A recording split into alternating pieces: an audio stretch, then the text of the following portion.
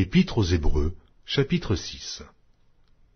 C'est pourquoi, laissant les éléments de la parole de Christ, tendons à ce qui est parfait, sans poser de nouveau le fondement du renoncement aux œuvres mortes, de la foi en Dieu, de la doctrine des baptêmes, de l'imposition des mains, de la résurrection des morts et du jugement éternel.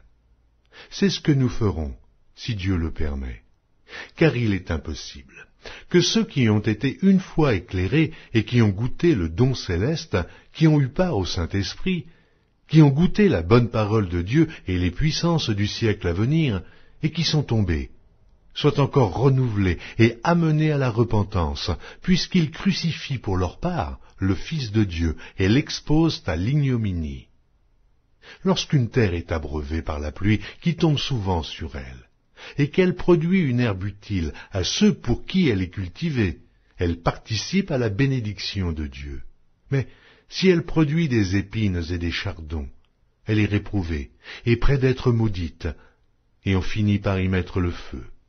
Quoique nous parlions ainsi, bien-aimés, nous attendons, pour ce qui vous concerne, des choses meilleures et favorables au salut.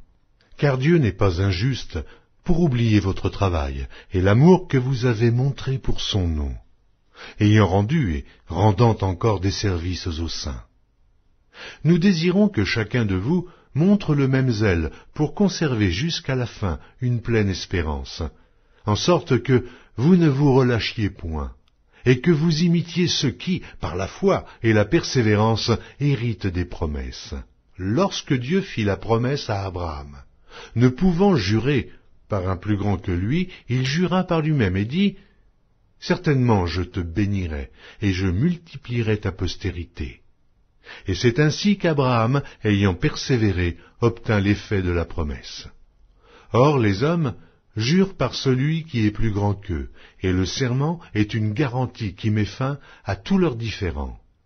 C'est pourquoi Dieu, voulant montrer avec plus d'évidence aux héritiers de la promesse l'immutabilité de sa résolution, intervint par un serment, afin que, par deux choses immuables, dans lesquelles il est impossible que Dieu mente, nous trouvions un puissant encouragement, nous dont le seul refuge a été de saisir l'espérance qui nous était proposée. Cette espérance, nous la possédons, comme une ancre de l'âme, sûre et solide. Elle pénètre au-delà du voile, là où Jésus est entré, pour nous, comme précurseur, ayant été fait souverain sacrificateur pour toujours, selon l'ordre de Melchisédek.